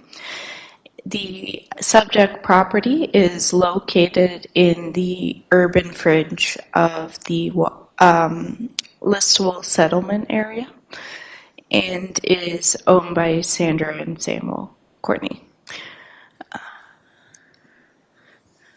All right. So the proposal is to sever off an existing building that is used for commercial purposes to create a new commercial lot in this area.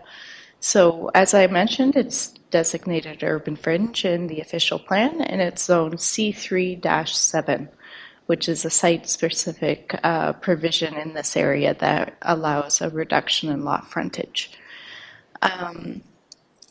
Section 8.5.8.1.3 allows for the creation of new lots in areas designated urban fringe adjacent to the town of Listowel, and it details a number of requirements that the planning department believes that this consent application has met.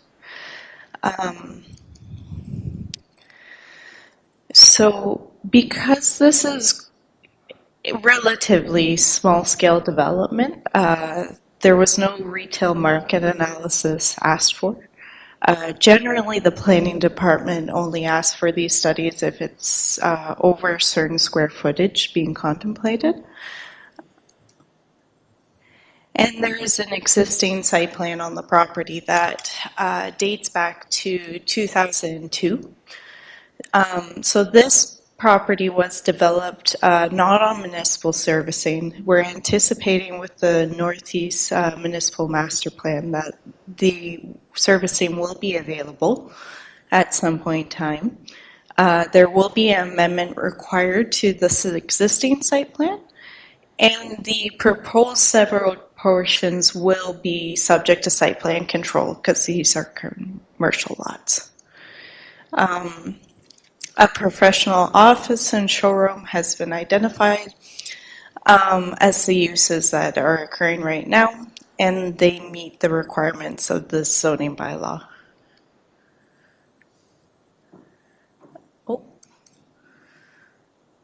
Notice of application was given on March 1st, and at the time of this report's writing, and to my knowledge, there have been no public comments received. As the applicant's agent alluded to earlier in this meeting, there has been some correspondence between the applicant's parties and the municipality of North Perth.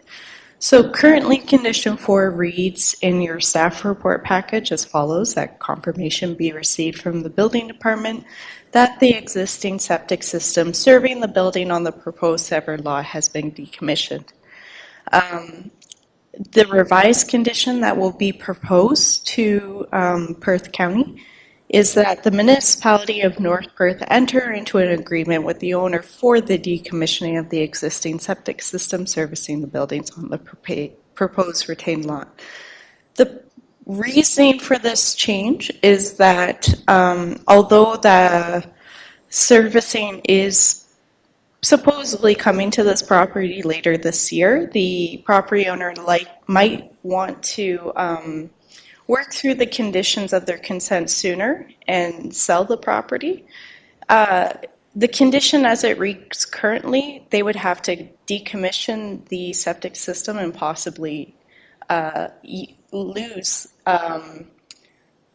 be able to use the existing showroom until the servicing's there. Whether it's the second, the revised condition is basically that they just enter into an agreement with the municipality that when the municipal servicing is available, that they are going to decommission that septic system.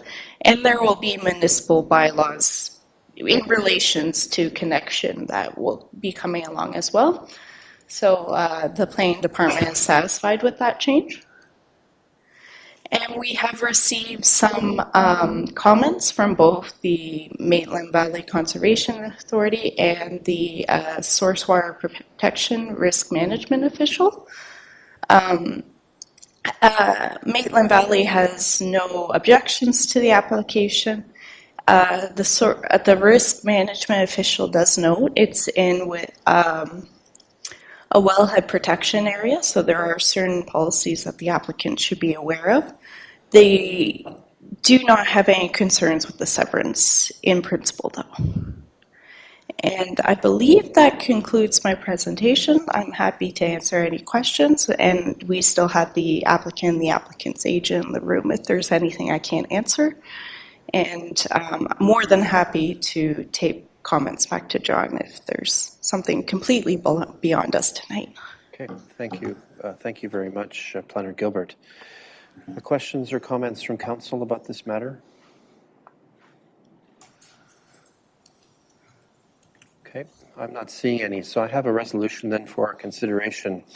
And we have an alternative text to substitute for point 4 of the conditions, but the resolution is as follows: that the Council of the Municipality of North Perth recommend that the County of Perth Land Division Committee or its designate approve the application for consent to sever number B01-23 submitted by Scott Patterson on behalf of Sandra Joe and Samuel Joseph Courtney, affecting lands described as Plan 487, Part Lot 15, ASRP 44R3126, Part 2, Wallace Ward, Municipality of North Perth, subject to the following conditions. There are 6, one of which has been altered as of this meeting's presentation. I'm not going to read them into the record, or I'll amuse Councillor Blazek and distress Councillor Johnston, who will ask me to repeat them again. Do I have a mover for this? Councillor Johnston and Councillor Blazek. Look at that. I'm prophetic. All right. Any discussion or debate? I don't see any, so let's have that vote.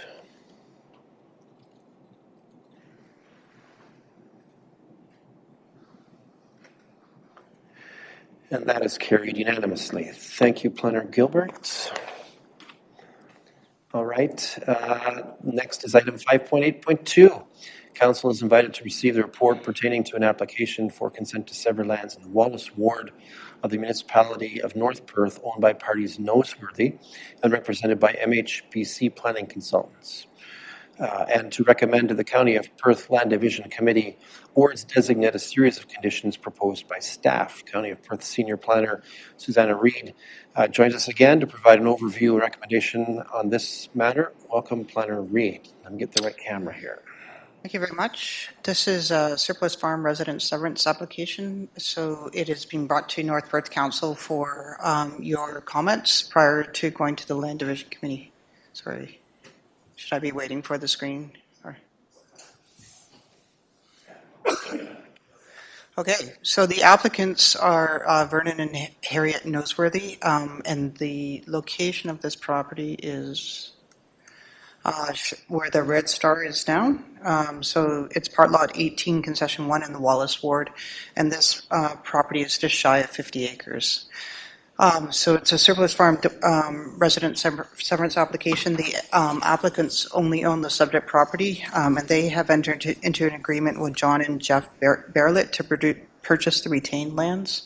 The Barletts own lot 20, part lot 19 and 21, concession 2 of Wallace Ward, and there is a residence on that property.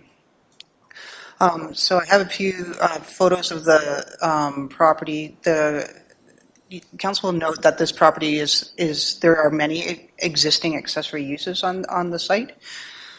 So this is the shape of the property, and as the application has been submitted, it is 1.5 hectares, which is just a bit smaller than 4 acres. So the staff report lists all the uses that are on the property.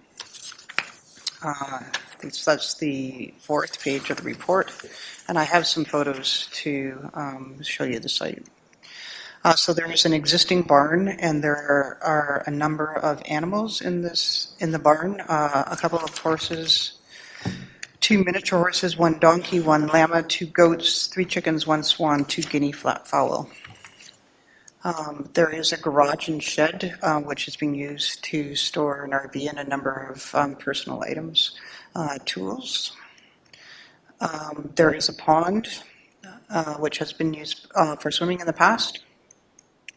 There is the house, the Noseworthy's house, and there also is a guest house and a garage. So the guest house has a bedroom as well as a kitchenette and a bathroom. Is that the end of the presentation? Is that the last slide? I think so. So if I go back to the sketch. So the application is, as I mentioned, is brought to North Perth for your comments. With regards to the animals that are on the site, the Perth County Official Plan as amended by OPA 189 permits the consideration of personal livestock for personal uses as an accessory use in a surplus farm dwelling severance. So the planning department has recommended that North Perth Council forward a condition, one of the conditions of consent, that the severed parcel be rezoned to permit a residence and accessory uses, including livestock for personal use. This might be the first application with livestock for personal use, so that's being brought forward for council's discussion, consideration, and it is, as there is support in the Perth County Official Plan, the department is recommending that that condition be added. And then the other conditions that are listed as North Perth conditions are the standard conditions, reapportionment of the drain, municipal drain, the rezoning of the retained parcel and entrance permit. The other planning comment of note is the planning department is noting for North Perth Council that the department intends to recommend to Perth, the Land Division Committee at the County of Perth, that the side yard on the southerly side of the retained parcel be reduced from 20 meters as it's proposed to 4.5 meters, and also that the pond be removed. And the discussion with regards, these comments are made in regards to the policy in the official plan that the new residential lot shall be limited to a minimum size and does not include any more prime agricultural land that is required for the residential use, accessory uses, and accommodation of sewage and water services. The application was circulated earlier on, and there have been 2 comments received from neighboring property owners, one requesting that they be informed with regards to the decision, and a second indicating that they supported the application. Bell Canada also responded that they have no concerns with regards to the application. Okay, thank you, Ms. Reid. Colleagues, questions or comments on this matter? Deputy Mayor Kellum first, then Councillor Richardson. Go ahead.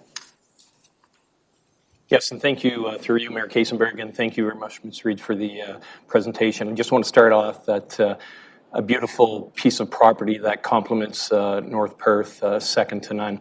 When I take a look at the property and the number 6 of the taking away the pond, I'm not sure what benefit that would be to farmland. You know, it is not very far from the house. It would be no different if there was a swimming pool there. And I believe with going from 20 meter setback to 4.5, we're just reversing with the livestock, and I'm sure that the owner would love to have that extra land for the animals to graze in the field. So I am in support of this 100% removing item number 6. Thank you. Okay, thank you. Councillor Richardson was next. Yes, go ahead. Thank you, and through you, Mayor Kaysenberg, I echo Deputy Mayor Kellum's response that I cannot see a spring-fed pond, of which I'm led to believe that that is a spring-fed pond, that would be of any detriment to the surrounding farmland around it and not of a benefit to the actual residents that it would still be attached to. Being spring-fed, I don't think it's going to make a large difference to the agricultural, prime agriculture will be a little wet in there to be, in my opinion. And I also agree that if the property owner has personal animals that they would like to have, that they do require a little bit of proper husbandry and need a little small paddock to be able to function and sustain themselves. So I feel that I'm fully in support of everything as well, but I would like to remove option 6 as amended. Thank you. Thanks. Anyone else with comments, questions at this point? Okay. Councillor Rothwell? Thanks, Mayor Todd, and thanks, Suzanne, for the report. Applications like for surplus groundwater services do come from time to time, and everyone is considered to be different. And in a time when we talk about applications should be dealt with on their own merits, there still comes a time in terms of what the policy actually says. The surplus groundwater service policy that requires the minimum amount of land for service. And if we do take out the pond, which again is for personal use, has been developed over the years for that, it's not required to service the residential lawn. The servicing deals with well, deals with buildings required, deals with the sewage system. The pond is beautiful and so on. There's no doubt about it.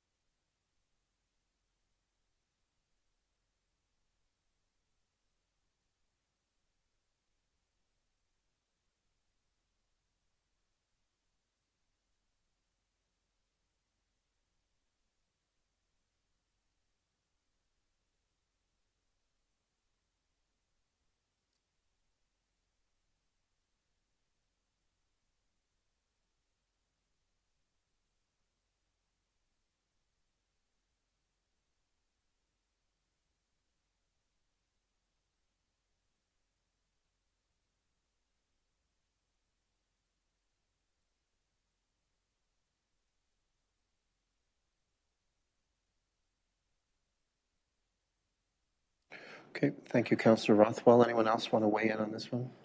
First comments or questions? I have a strange sort of technical question. I don't know if anyone in the room can actually answer this. Maybe it's the farmers in the room, like Councillor Johnston or Councillor Nordholm or Councillor Andreessen, but just say that council exerts its will and says that it does want to reduce lot size and that pond is removed. How easy is it going to be to turn that back into farmland?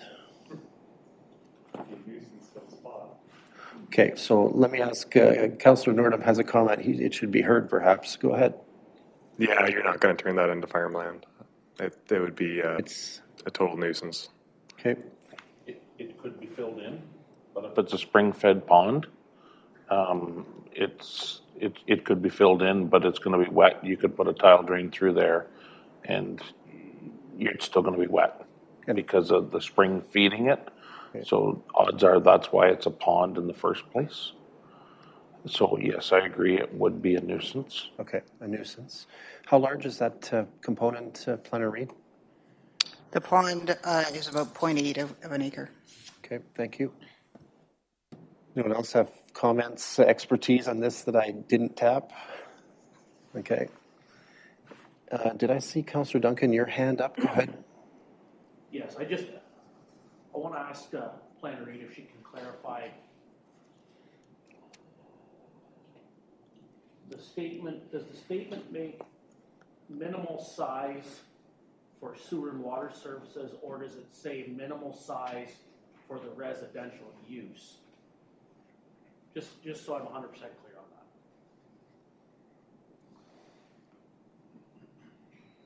that. The policy is copied verbatim into the planning report. So the policy reads, the new residential lot should be limited to a minimum size and does not include any more prime agricultural land than what is required for the residential use, accessory uses, and accommodation of appropriate sewage and water services.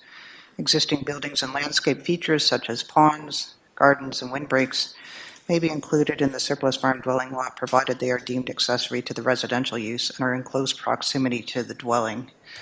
So I appreciate that this is great. Like the policy specifically makes reference to ponds being considered as accessory uses on a surplus farm dwelling lot, where the thinking behind the recommendation is that the residential lot should be limited to a minimum size, and while this is a well-established property with many accessory uses, in coming to some sort of direction or recommendation with regards to what is considered minimal or minimum, it seems that because there are several accessory uses, that it may be to be consistent with the way the department and the land division committee have directed on other surplus farm dwelling lots, that there is a consideration with regards to the number of accessory uses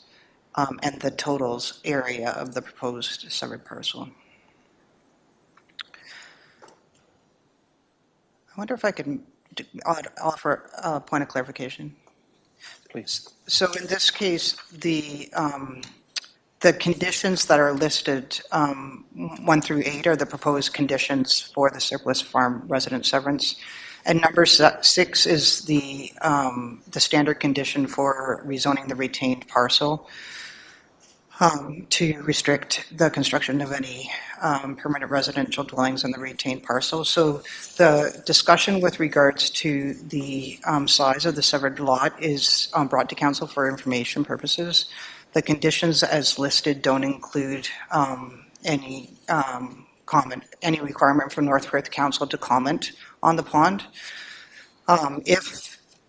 Notwithstanding there's 8 conditions that are proposed for North Perth Council. If Council wanted to offer additional comments for the Land Division Committee with regards to the pond, that could be an addition to the conditions that are listed.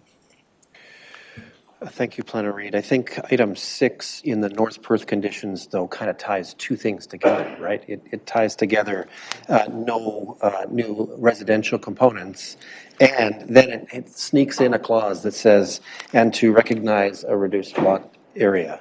Yeah. And I think that's where the challenge is that there are some around this table, if I'm following the sentiment that's been expressed, that would strike the tail end of that clause, that from that and to the end. I mean, that you're right. At the end of the day, it's the County of Perth and its processes that would appear to have say in terms of the trying to comply with the definition that was read to us. But it's sort of snuck in here, and I suspect that some might argue that that should be amended, right? That we should take that out. So if you wish to comment further, go ahead. Thank you very much, and thank you very much. I appreciate the confusion. So the minimum lot area for an agricultural parcel in the North Perth zoning bylaw is 30 hectares. In this case, this existing parcel is smaller than 30 hectares. The property now is 20.2 hectares. So there is a requirement in the PPS and the County of Perth official plan that the retained land be rezoned to not permit the construction of a residence. So in the process of rezoning, the observation is because the farm parcel is less than the required minimum lot area in the agricultural zone, there is a requirement for a special provision to recognize the reduced lot area, and that's on the farm parcel, not on the surplus farm dwelling severance. Got it. And that as you explained it, the light went on. Thank you. That helps understand that the intent of that clause is to the retained portion for agricultural purposes. All right. So some of us might have been blinded by the comments, right? All right. To Planner Reid's comments, frankly, this council is asked to weigh in on its North Perth conditions. What the County of Perth and its Land Division Committee or designate does from there is up to them. If this council wants to let Land Division Committee know that it has some displeasure around the recommendation to reduce the lot size of the severed parcel, it can do that by separate resolution. But what we should do is consider this one, right? Okay, We haven't read this into the record, right? All right, let's do it then. As follows, that the Council of the Municipality of North Perth receives the report entitled Application for Consent to Sever, number B36-21 by Vernon and Harriet Noseworthy, owner, affecting lands described as Lot 18, Concession 1, Wallace Ward, Municipality of North Perth, 8819 Road 157, dated April 3rd, 2023 for information, and that North Perth Council forwards the conditions listed below to the County of Perth Land Division Committee for consent file B33-21, affecting the property legally Lot 18, Concession 1, Wallace Ward, Municipality of North Perth, 8819 Road 157. There are 8 conditions. I will not necessarily read them unless you want them read into the record. Can I call for a mover? Councillor Blazek, thank you. Seconded by Councillor Rothwell, thank you. Discussion or debate further? No discussion or debate. Seeing none, then let's have that vote.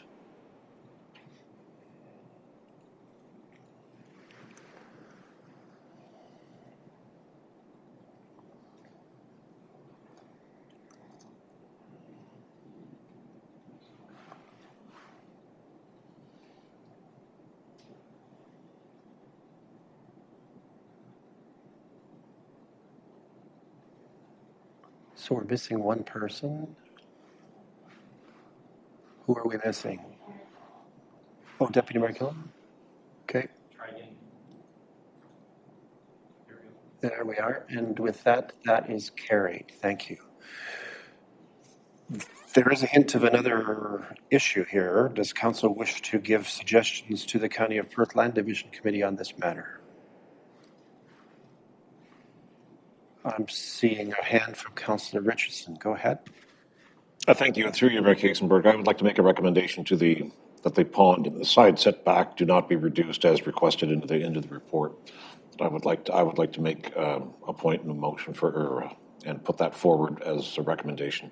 Okay, I'll consider that. So moved by Councillor Richardson, seconded by Councillor Nordum. Thank you. Any discussion or debate on this? So the proposition is that to the county, we're giving advice about the county's conditions, that it not require the reduction of lot size that has been proposed in the county conditions. That's what I heard. And yeah. Clerk, okay with that? You've got the notion? All right. Any discussion or debate? Okay, I'm not seeing any. Let's have that vote.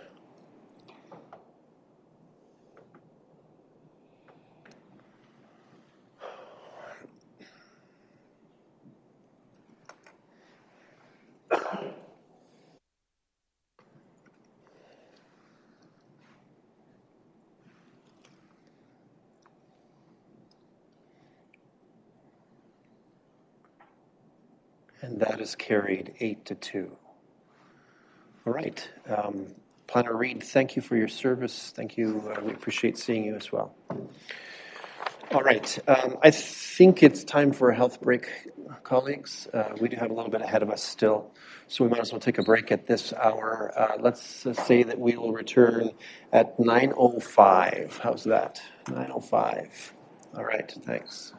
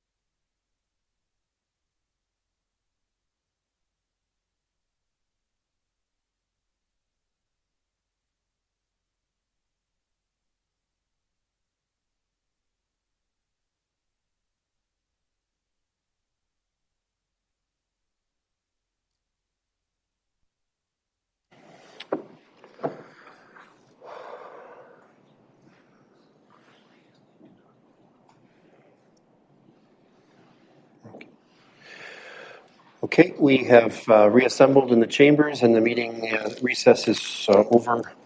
Our health break is over. That brings us to agenda item number 6. At this time, councillors, are there any who wish leave to give notice? No, that's ahead, sorry. Let's see, I'm trying to expedite things. Let's move, right? Reports you'd like to ask of staff or of our committees. Let's go there first. Anyone seeking a report? All right. No additional items of correspondence beyond the 32 items that were in our consent agenda for our consideration tonight. That means we can turn our attention to bylaws. For item 8.1, and I always get excited about this, council is asked to establish 3 new roads as highways. The notion of establishing a highway seems mildly amusing to me because of definitions, right? But certainly this bylaw is a way of saying that we are acknowledging new streets and an avenue in our community. Any questions before we consider this matter?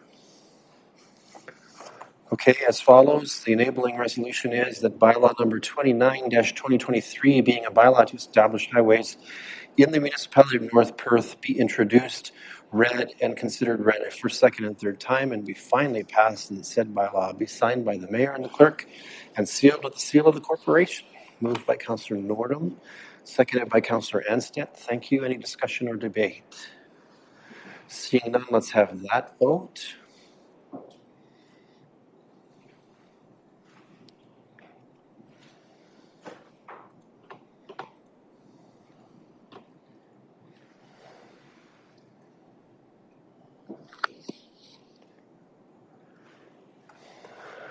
And that is carried.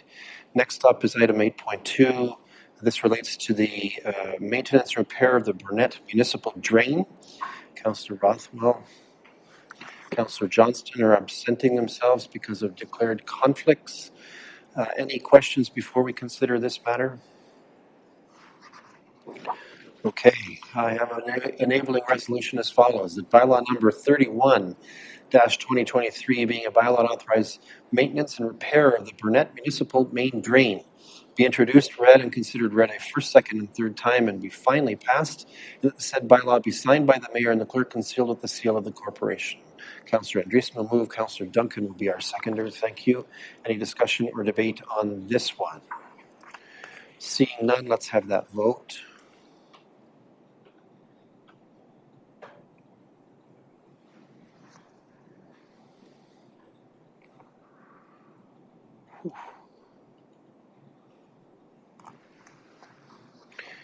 And that is carried, and Councillor Anstett will do kind duties to invite the gentleman back into the chamber.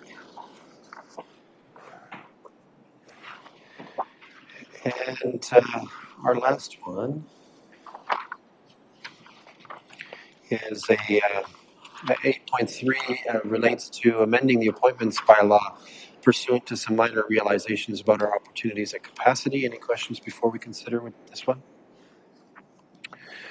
All right, as follows, that bylaw number 33-2023, being a bylaw to amend bylaw 147-2022, which appoints persons, including council members, to various boards, committees, and associations, be introduced, read, and considered read a first, second, and third time, and be finally passed that the said bylaw be signed by the mayor and the clerk, and sealed with the seal of the corporation. I call for a mover. Councillor Johnston will move this, seconded by Councillor Andreessen. Thank you. Any discussion or debate on this one? Seeing none, let's have that vote.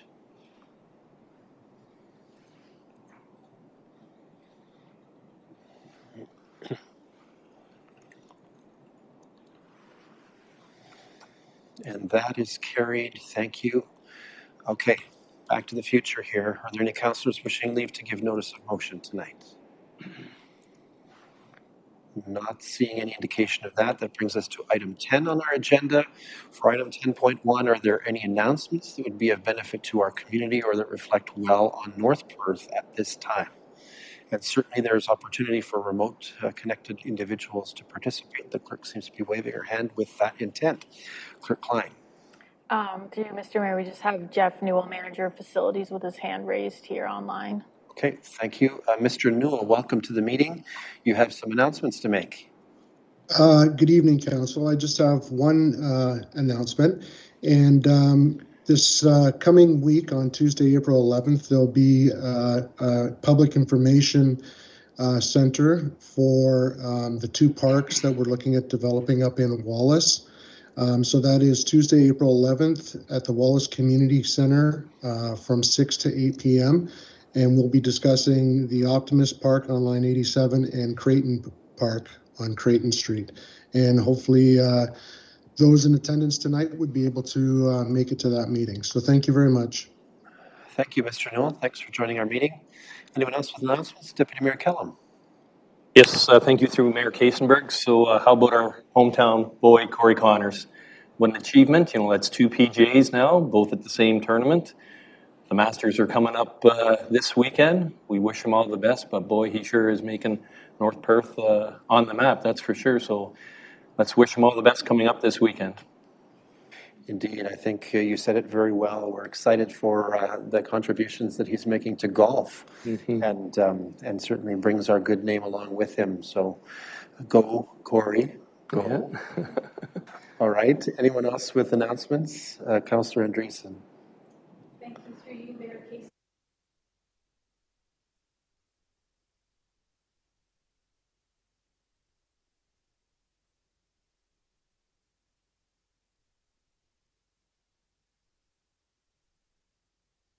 Sorry, we'll be reviewing the budget again on Wednesday, April the 5th, and it'll be combined review of both operations and capital budgets together. And following that, we'll be looking forward to public input. So look forward to the meeting on Wednesday evening at 7. Thank you, Councillor Andreessen. And any other announcements? I believe I saw a pretty fascinating announcement on Facebook that Westfield put forward a curling team that won a provincial championship. And so I think congratulations are due to the curlers at Westfield Elementary School. And I hope that we'll see them at council. Clerk Klein or CAO Snell, make arrangements, please. Provincial championships are big deals, right? So I think that's a great story to follow up for us. Thank you very much. I can advise as well that the United Way announced that it had achieved its 2022 campaign goal last week. And in North Perth, that goal was actually surpassed by a fair amount. So certainly that was good news for our community as well. All right. Any other announcements that we have queued up for the evening? Okay, that brings us to agenda item number 11. We have two matters to be considered in a closed session meeting of council. I will now read the resolution that both explains and enables our action to enter closed session. It is as follows, that council proceeds in camera at 9:15 p.m. to address a matter pertaining to the following: labor relations or employee negotiations regarding employee market review and personal matters about an identifiable individual, including municipal or local board employees regarding the Celebrate North Perth Awards. Can I call for a move? Councillor Blazek, thank you. I thought I saw Councillor Duncan's hand twitch there, so we'll call that a seconder. And any discussion or debate on this? Seeing none, let's have that vote.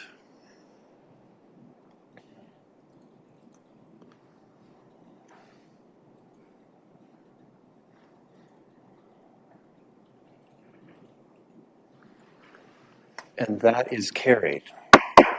Means we will exit open session and move into closed session. Any who have not been invited to remain in the room should exit at this time. We will change the audiovisual settings so that we are not transmitting to YouTube, and probably the doors to the council chamber should be closed at this time. Right. If I get this right, we will be good here. What do I need to press, Simon, to get us there? Should be the audio tab. Audio tab.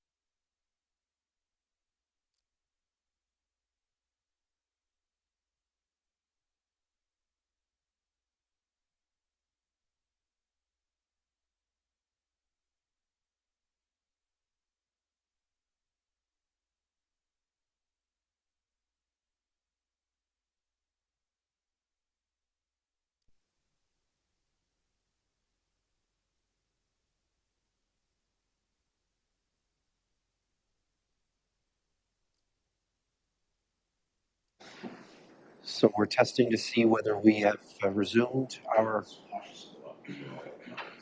Okay. Give me the signal.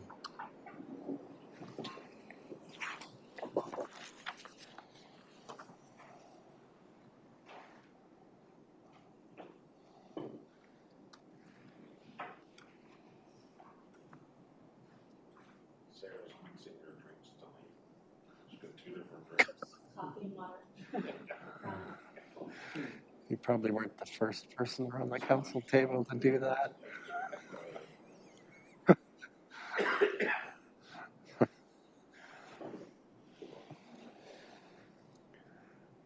Matt, are we seeing? Okay, so we seem to be good. All right. So we have confirmed that we are back and streaming to the public. Our doors are open. That means we're back into our open session of council for item, let's see here, item 13, item 12. We certainly did discuss two items in our closed session and did give staff direction pertaining to those matters. At this hour, we intend to keep that confidential, but some of it may emerge in due course into the public domain. Councillors, we have completed the deliberations that were required of us tonight, and it is thus appropriate for us to consider our confirmatory bylaw at this hour. So this bylaw confirms all the actions, and the enabling bylaw reads as follows: that bylaw number 35-2023, being a bylaw to confirm generally previous actions of the Council of the Municipality of North Perth, be introduced, read, and considered read for second and third time, and be finally passed, and that the said bylaw be signed by the mayor and the clerk and sealed with the seal of the corporation. Moved by Deputy Mayor Callum, seconded by Councillor Richardson. Thank you. Any discussion or debate on this one? Seeing none, let's have that vote.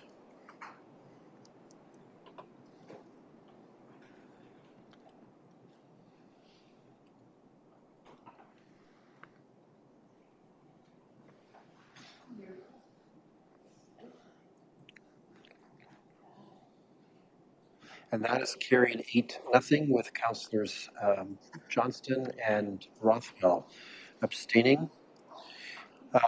That means, colleagues, that we've come to the end of our meeting as planned, and it is thus appropriate for us to consider adjournment. I have a resolution to that effect as follows: that the council meeting adjourns at 10:09 p.m. to meet again for general council business on Monday, April 17th, 2023 at 7 p.m. Can I call for a mover? Councillor Rothman, thank you. Councillor Anstett will be our seconder on this one. And that's not debatable, so let's have that vote.